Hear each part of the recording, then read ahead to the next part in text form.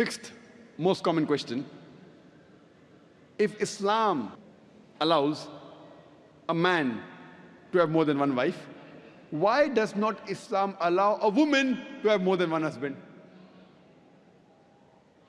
As far as marrying women is concerned, the categories of women a man can marry is clearly specified in Surah Nisa, chapter 4, verse number 22 to 24.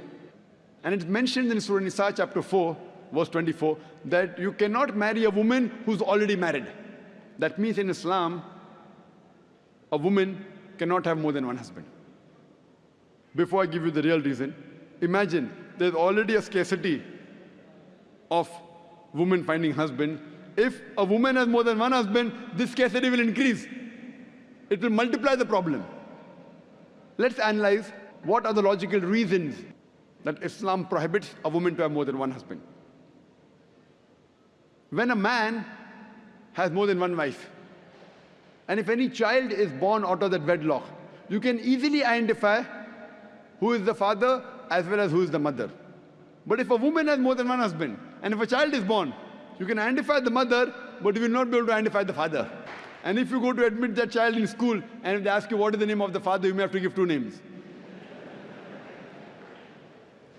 And today psychology, they tell us that identifying the parents is very important for a healthy childhood, especially the identity of the father.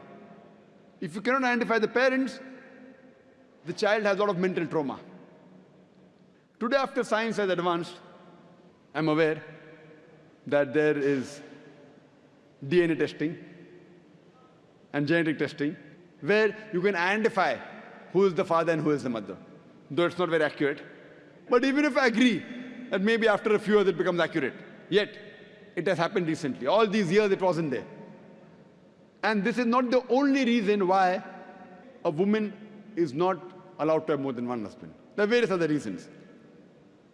For example, today science tells us that a man is more polygamous in nature as compared to a woman. Today science tells us that because of the various behavioral and psychological changes that take place in a woman during menstrual cycle, she cannot do the role of multiple wives simultaneously. Whereas a man, he can do the role of multiple husbands simultaneously.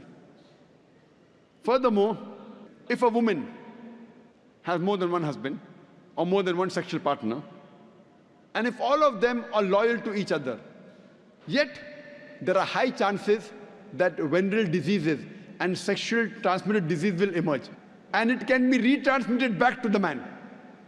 Whereas if a man, today medical science tells us that if a man has more than one sexual partner, has more than one wife, and if all of them are loyal to one another, there are hardly any chances of venereal diseases or sexually transmitted diseases emerging in them. So scientifically also, and medically, it's no problem for a man to have more than one wife, but it's problematic for a woman to have more than one husband.